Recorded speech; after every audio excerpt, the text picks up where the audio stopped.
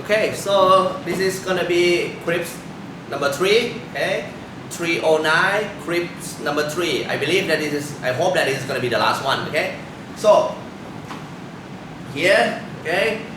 Now we're gonna talking about exchange rate. Okay, gonna talking about exchange rate.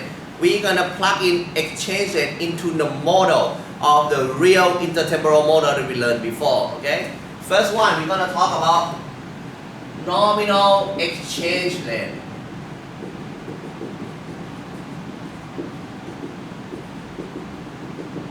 Okay, and I'm going to use E for the nominal exchange rate. E like this. Okay, nominal exchange rate. The definition of the nominal exchange rate in this textbook is going to be a little bit different from what we learned in 308 macro 1. Okay, this one is going to be a little bit different from what you learned in macro 1 308. Okay, in this textbook they say that the nominal exchange rate is about, okay, how many domestic currency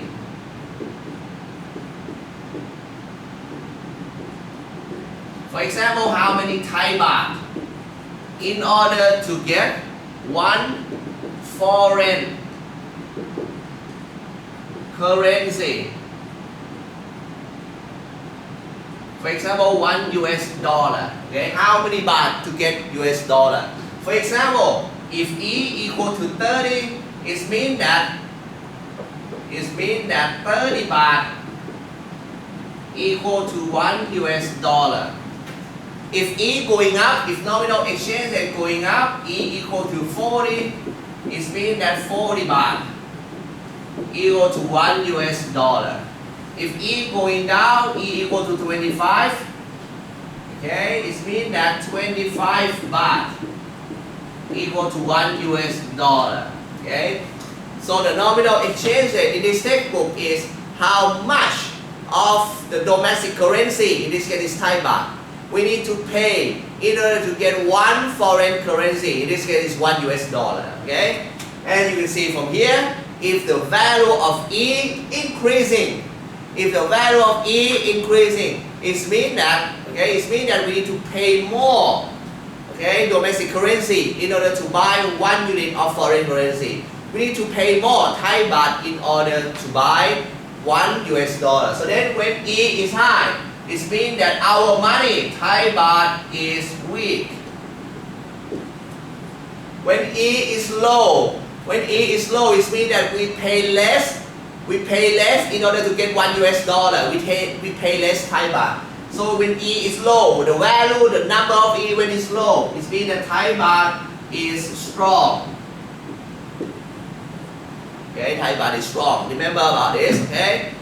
Okay, so this is a nominal exchange rate E. If E is high, our money is weak. If E is low, our money is strong. Okay, just like that. Okay, and then after we have this one, we're gonna have a real exchange rate. Okay, write down first, and then you're gonna erase everything. Okay, done.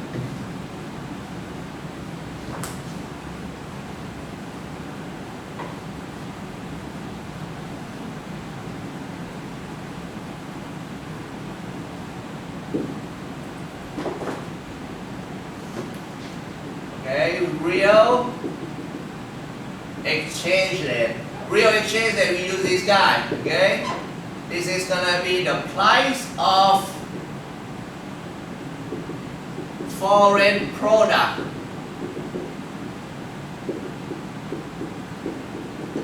over the price of domestic product.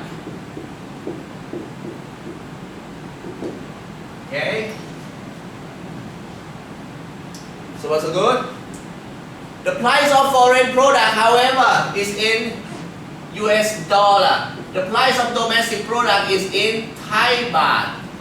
Okay, so it's impossible to compare it together because they have a different unit. Okay, so then if I using the price of foreign product as a P star, the price of domestic product as a P, the real exchange rate is P star need to multiply by domestic, need to be multiplied by nominal exchange rate.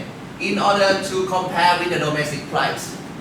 Okay, again, the foreign product have a different unit of the currency. P star have a unit of US dollar. P have a unit of Thai baht. So in order to divide it together, in order to compare it together, you need to multiply P star with the nominal exchange rate. Okay, we need to convert US dollar into Thai baht first before you can compare it together. So let's see some examples. Okay, for example, a books. We have a books. Okay, a books. We have a books, and then nominal exchange rate is 35. 35 means 35 baht equal to 1 US dollar. Okay. So for example, books in USA. Book in USA is 10 US dollar. Book in Thailand is 350 baht. For example, okay? So then when you put it down, okay, E equal to nominal exchange rate is 35. The price of book in US dollar is 10. Okay, 10 USD. The price of book in Thailand is 350 baht. And then you have 350 baht over 350 baht. Real exchange rate equal to 1. Okay? The price of book in USA is $10. The price of book in Thailand is 350. It has a different unit. This is Thai baht, this is US dollar. We cannot compare it together. So what you're gonna do is you need to multiply the price in US dollar with the nominal exchange rate. The nominal exchange rate say that 35 baht equal to $1. So then $10 equal to 350 baht.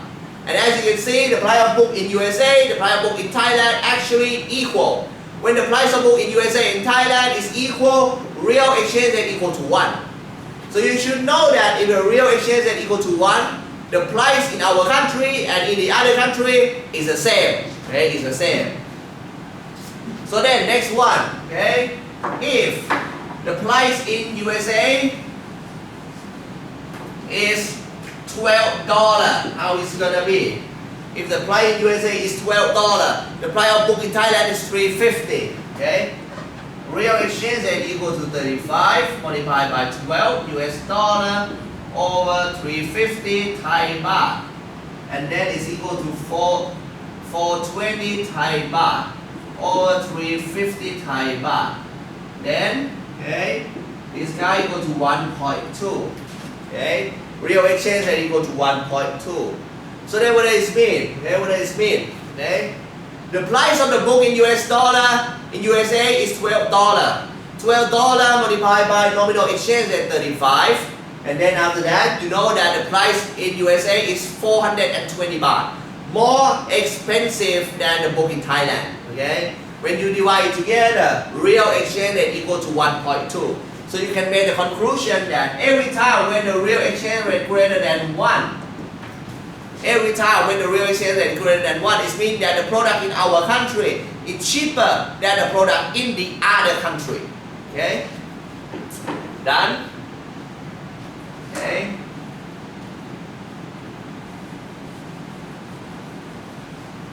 Next one. If the price of the book in USA is $8,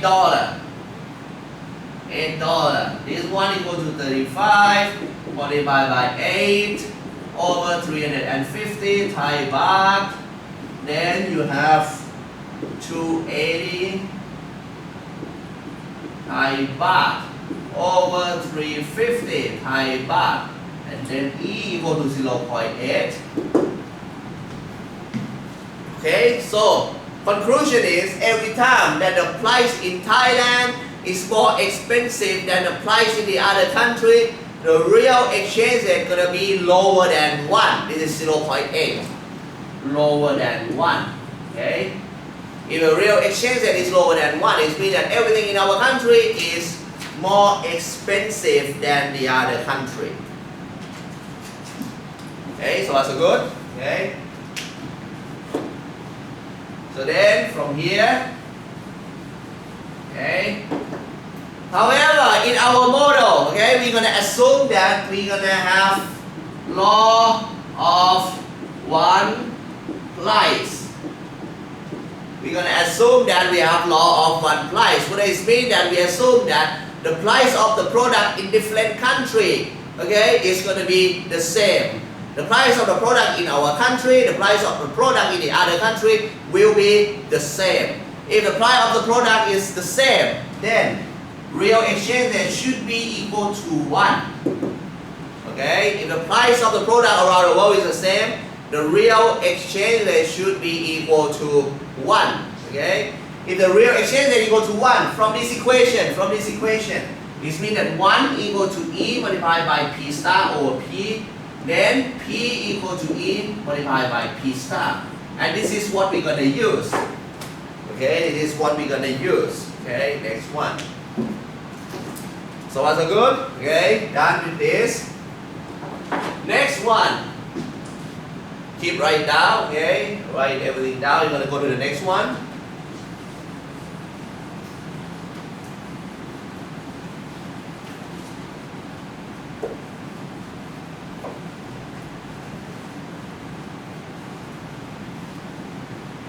Okay.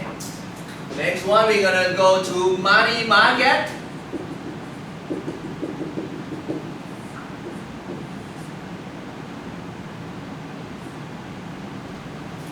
Okay, money market. Okay, money market. As you know, we're gonna have money supply. We're gonna have money demands. Money supply is the number of money in the economy controlled by central bank. Okay, central bank, or let's say CB. Central bank using what we call monetary policy.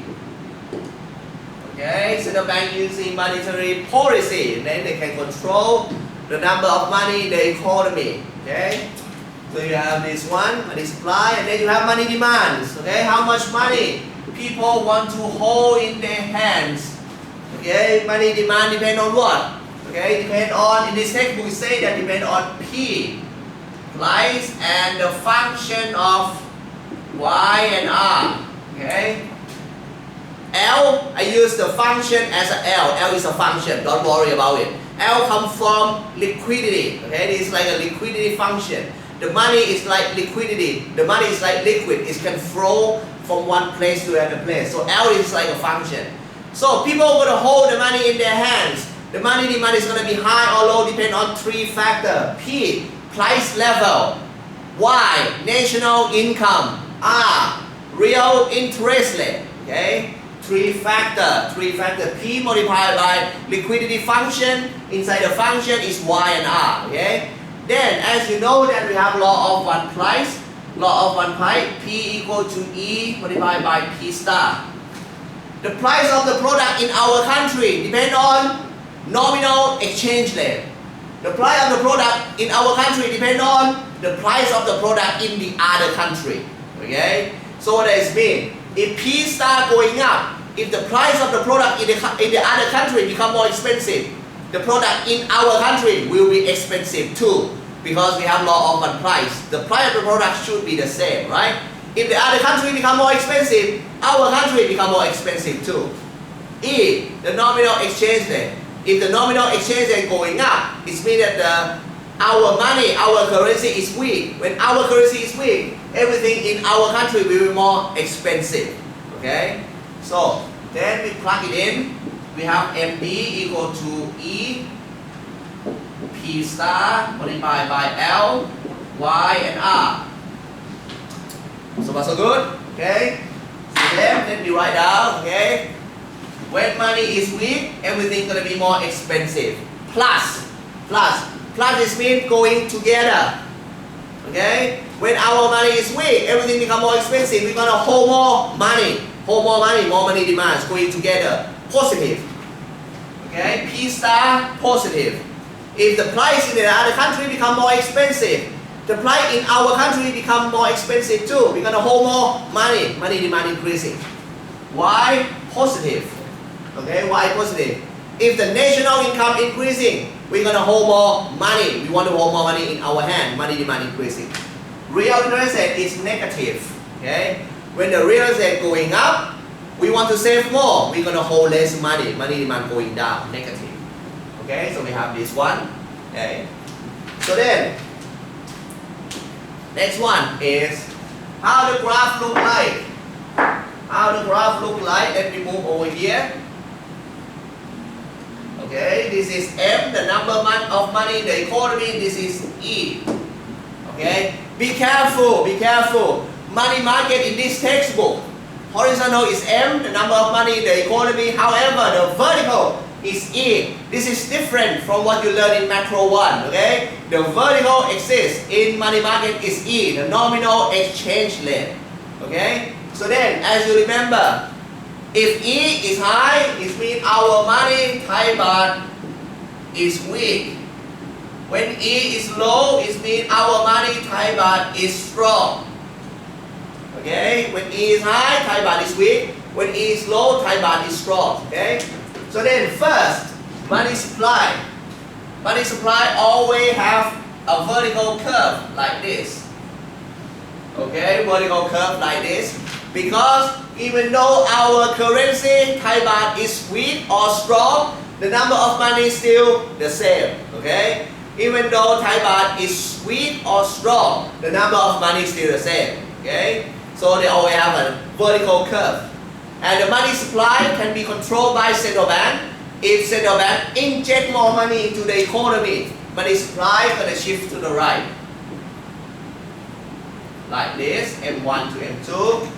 If the central bank destroy the money, lower the number of money in the economy, then money supply shift to the left. MS, M3, okay? This is the money supply, the first one. Okay, so far so good. Then next one.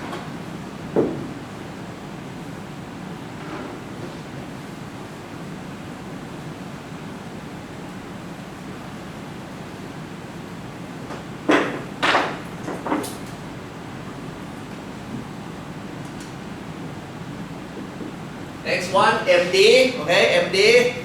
As you know on the graph, this is a relationship between M, the number of money, and E, nominal exchange rate. From this equation, you know that if E is high, if nominal exchange rate going high, it means that our money is weak. When our money is weak, the product we buy from the other country is going to be more expensive. Okay, when everything becomes more expensive, we're going to hold more money. MD is going to be high. On the opposite side, if our money is strong, everything that we import from the other country will be cheaper. Okay, then we're going to hold less money. MD is going to be low. So you can see that nominal exchange rate and money demand going together have a positive relationship. So the graph is look like this. This is MD. Okay, come from E, P star, L, of Y and R. Okay, always have the curve like this, going up, because they have a positive relationship. As you can see, if the money becomes weak, we're going to hold more money. Okay, always have positive slope. So that's so good. Okay, how about the less? Okay, if P star is high, if Y is high, or if the real estate is low. I use the blue color now.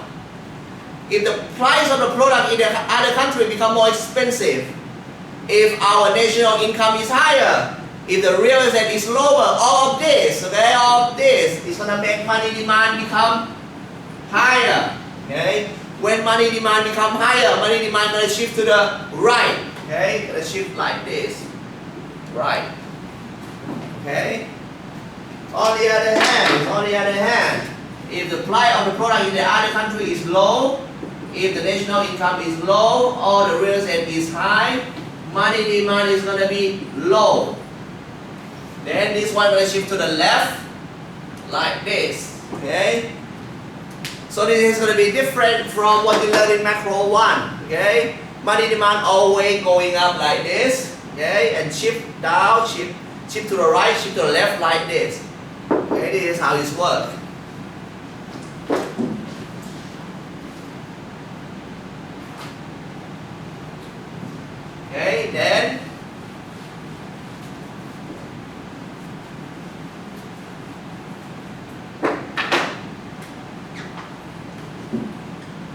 if you put everything together, this is MD, this is MS, then you have equilibrium point, you have the number of money in the economy, and you have the nominal exchange rate. Okay, this is the equilibrium point in money market. Okay, this is the equilibrium point in money market. So we're done. Okay, with this one.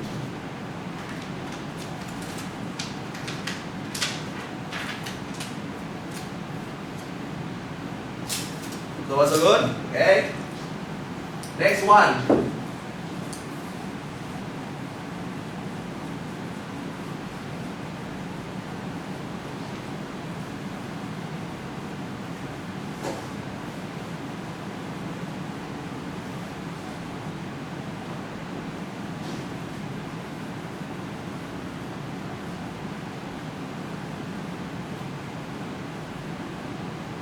Okay, next one we're gonna go to currency market.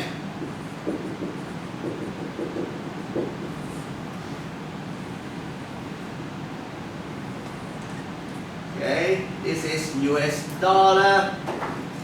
Okay, this is nominal exchange rate. Okay, this is demand for US dollar, supply for US dollar. Okay, equilibrium point, the number of US dollar in the economy, nominal exchange rate. Okay, this is a currency market. This is about demand and supply for the foreign currency. In this case, it's US dollar. Okay, and it's a nominal exchange rate. How much of the domestic currency we need to pay in order to get $1 US? And again, if E is high, it means our money, Thai baht, is weak. When E is low, it means Thai baht is strong. Okay? So then, okay, think about US dollar, it's just a product, okay? We have demand for US dollar, who want to buy US dollar? We have supply for US dollar, who want to sell US dollar? Okay, and demand equal to supply, we have equilibrium point. This is the price of US dollar that we need to pay in Thai baht. Okay, how much money for Thai baht we need to pay to buy $1 US? This demand for US dollar in the currency market. Okay, so then, in this case, supply for US dollar is NX. Okay, supply for US dollar is NX.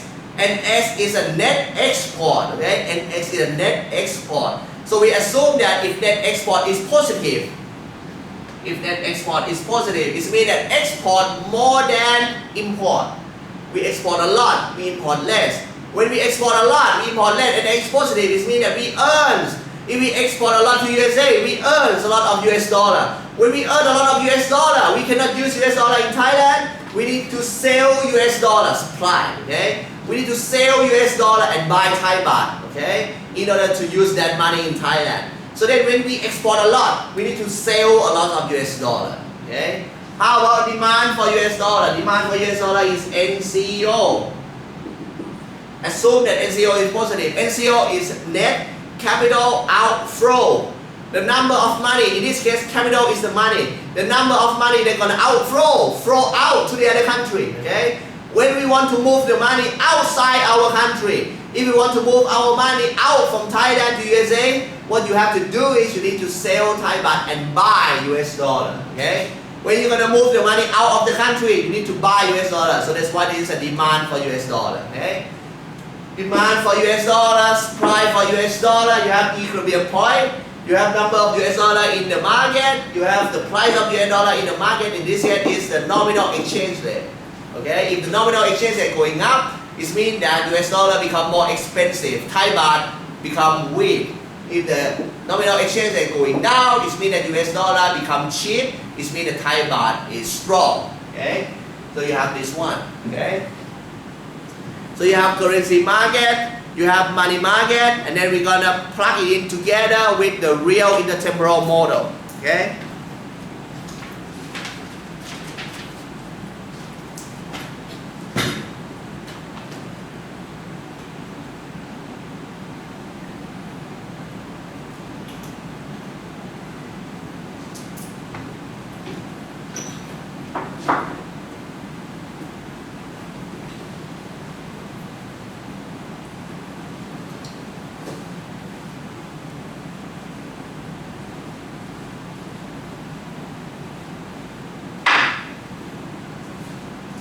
Okay, this is case.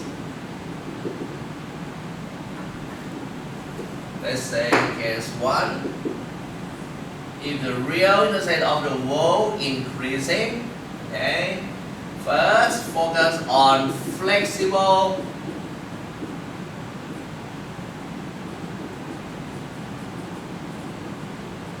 exchange rate. Okay, flexible exchange rate. Okay, we're gonna draw in 3 graphs. Y, O, R. Okay, this is YD equal to C plus I plus G plus NX1. This is YS, E1, Y1, RW1. And we're gonna have the money market. We're gonna have currency market. M, O, E, MS, MD equal to E, P star, L, Y, and R. Okay, E1, M1, E1. If it's going up, Thai baht is weak. If it's going down, Thai baht is strong. Okay, you have US dollar, O, E, demand for US dollar, supply for US dollar, E1, USD1, E1. If it's going up, Thai baht is weak. If it's going down, Thai baht is strong. Okay, you have this one. 3 graphs. Okay, the first graph, this is a real intertemporal model. Demand for the whole country come from C plus I plus G plus NX. Supply for the whole country come from labor market. Okay, so we have the real intertemporal model, the first one. The second one, you have money market, you have money demands, you have money supply, they're controlled by central bank. Okay, and last one, you have currency market. Demand for the foreign currency, demand for US dollar, supply for US dollar. Equilibrium point, okay, showing the nominal exchange rate. Okay, so this is the beginning point. Okay, this is the starting point. 3 graphs.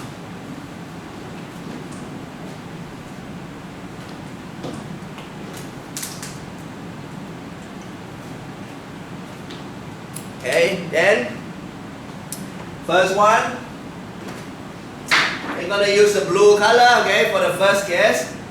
This is case number 1.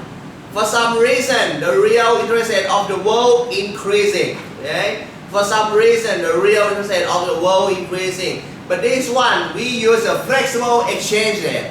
We're gonna compare between flexible exchange rate and fixed exchange rate. Okay. So then for the flexible exchange rate, this means that the exchange rate, okay, the nominal exchange rate is going to depend on the market, depend on demand and supply. Our money can be weak, can be strong, depend on demand and supply, okay? It can be flexible, okay? Nobody can control it.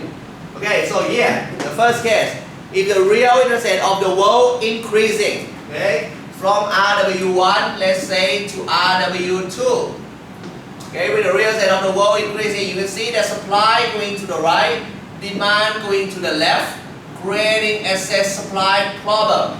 Okay, creating excess supply problem. We have some product left in our economy that nobody wants to buy. So what we're gonna do is we're gonna export more. Then YD going to the right. YD going to the right. This is YD equal to C plus I plus G plus NX2, okay? NX2 is greater than NX1 because we export more. Y2, shift to the right. As you can see, GDP increasing Y1 to Y2. The real estate of the world increasing RW1 to RW2. I assume that, okay, Y increasing more than RW increasing.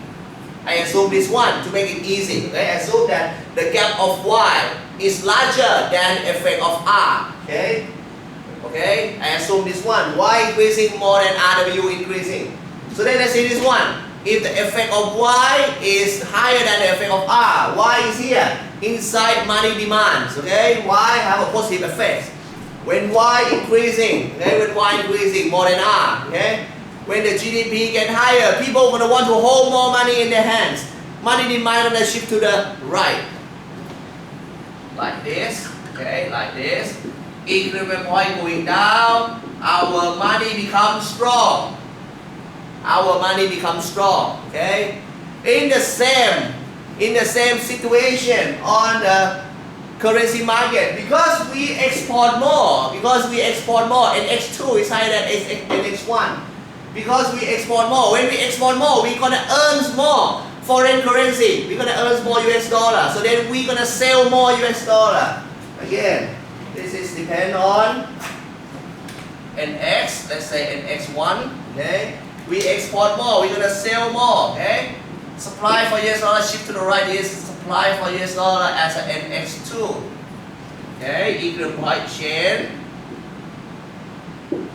Then exchange rate going down. So you can see that exchange rate going down together. Confirm that, okay, when we export more, okay? When we export more, our money becomes stronger. When our economy get higher, when Y get higher, demand shift to the right, then the currency become stronger, okay? Everything, okay, follow together in the same direction. So far so good, okay? So this is how the economy adjusts themselves in three markets, okay? Next one, they're going to change to the red color, okay? Going to change to the red color. If our country using fixed exchange rate, how is going to be if we use fixed exchange rate? So let's see. If we don't want our currency to be stronger, if we don't want our exchange rate to move from E1 to E2, we fix it here at E1. So what the problem we have?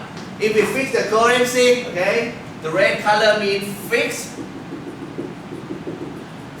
exchange rate system, okay? If we fix the currency, use the red color, fix here at E1. What the problem we have? We're gonna have supply and demand is here. We're gonna have excess supply of US dollar. Excess supply of US dollar. People want to sell US dollar more than people want to buy. Okay, people want to sell US dollar more than people want to buy. Okay, so how it's gonna be? Okay, let's see. This is central bank. This is economy. Okay, supply for US dollar greater than demands. Okay, so then what you're gonna do is you're gonna sell. Okay, you're gonna sell US dollar back to the central bank. Okay, this is USD, and then central bank gonna give you. This is the case of Thailand. You give US dollar to me, they're gonna give Thai baht back to you. Okay, Thai baht is gonna flow back to economy. Okay, so then in the economy you're gonna have more Thai baht. M gonna be increased. In the central bank you're gonna have more US dollar. It means that national reserve of the country.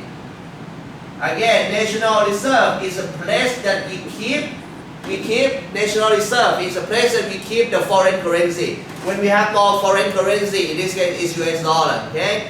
We have more US dollar, national reserve increasing. At the same time, you sell US dollar to me, I give you Thai baht. Thai baht in economy gonna be higher. When Thai baht in the economy is higher, money supply move to the right. Equilibrium point is here, E3. Then our exchange rate going back to E1. Now we can fix the currency at E1 by doing this. Okay, so done for the first case.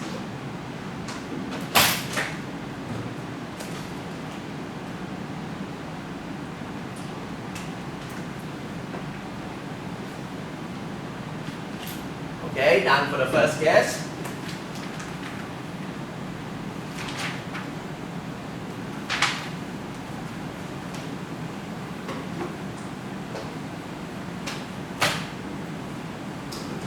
Okay, good. We're gonna erase everything.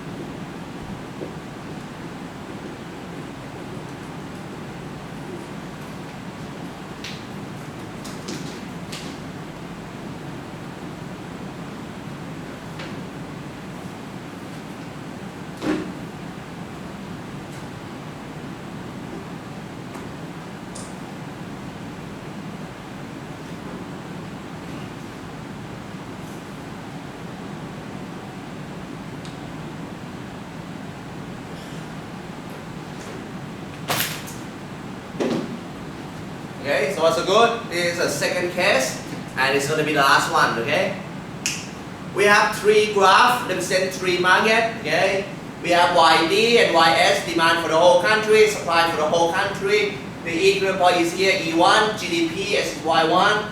The real interest rate and the equilibrium point, we follow the real estate of the world, RW. Okay, we have money market, we have money demands, we have money supply that controlled by central bank. And we have currency market. Okay, this case is the foreign currency, US dollar. We have demand for US dollar, you have supply for US dollar, and you have the nominal exchange rate E1. Nominal exchange rate E1. Nominal exchange rate E1, if it's going up, it means that Thai baht become weak. If it's going down, it means that Thai baht become strong. Okay? So in this case, we're going to consider, okay, the case of if the current productivity decreasing. Okay? So don't be forget, current productivity is about labor. Future productivity is about capital. Okay, don't be forget. Okay, current productivity is about labor. Future productivity is about machine. It's about capital. So in this case, current productivity decreasing. This one implying for if MPL going down. Okay, MPL going down. Productivity of the labor going down.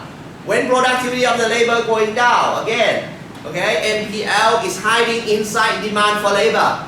If productivity of the labor become lower, firms gonna hire less labor. Demand for labor gonna go into the left. The number of labor in the economy is gonna be going down. Then we're gonna have less labor in the economy. We're gonna produce less, and this one we're gonna have only big effects. When we produce less, the supply for the whole country YS is gonna be shift to the left. Okay, like this. When supply for the whole country shift to the left, the real interest rate of the world still the same, RW. Okay, so then what does it mean? Supply is here, demand is here. You have the problem, right? The problem of excess demands. You have some you have excess demand. You have a shortage. Okay, the product that produced in your country is not enough. Okay, so what we're gonna do is we need to import more from the other country. When we import more, because we have excess demand problem, okay, excess demand problem, we have shortage, we're gonna import more. When we import more, NX going down. Okay, let's say NX2 is less than NX1. Okay, so then YD, demand for the whole country is gonna shift back to the left. Like this, YD equal to C plus I plus G plus NX2. GDP is lower, Y1 to Y2. Okay, this is what you have in the first graph. Y1 to Y2. Okay, what happened next? GDP decreasing, national income decreasing. How it affect money market? When GDP decreasing, national income decreasing, people are gonna hold less money. Money demand is going to be lower. When money demand is lower, money demand is going to shift back to the left. Like this. Then equilibrium point change. Our currency become weak. Our currency become weak. Okay. Same thing over here. When NX going down. Okay. This one is like a NX1. When NX going down, we import more. Okay. Export less, okay, and X going down, it means that we're gonna have less US dollar because we import more, export less. We're gonna earn less US dollar. When we earn less US dollar, we're gonna sell less US dollar. Supply for US dollar shift to the left. This is supply for US dollar of NX2, E2. We have less US dollar in the economy. Nominal exchange rate going up, our Thai baht become weak. Two graphs confirm that nominal exchange rate gonna going up. Two graphs confirm that Thai baht is gonna be weak. Okay, so it's done.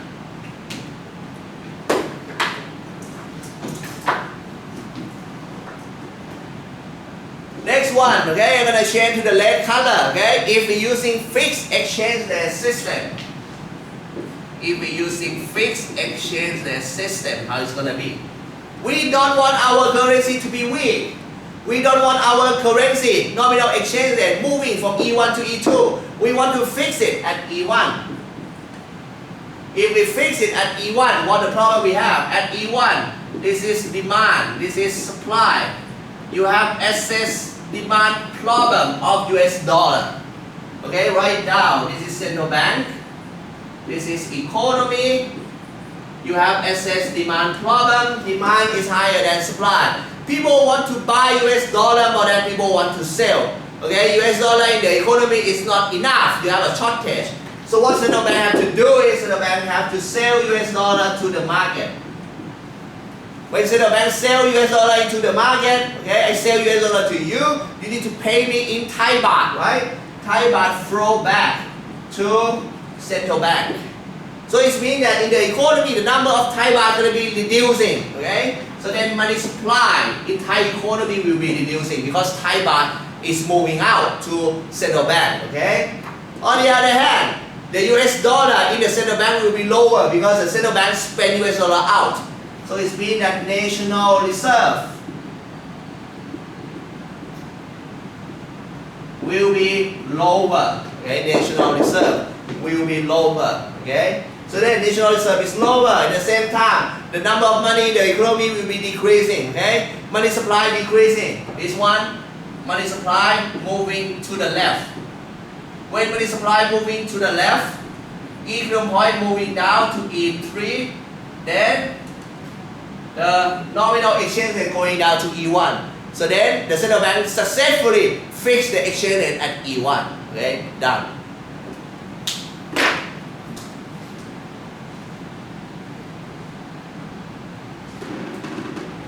Okay, so far so good. So this is the end of the clip number 3. This is all the material, all the theory that we're gonna cover in the final exam. Okay, everything is completely done. Okay, you have only 3 clips.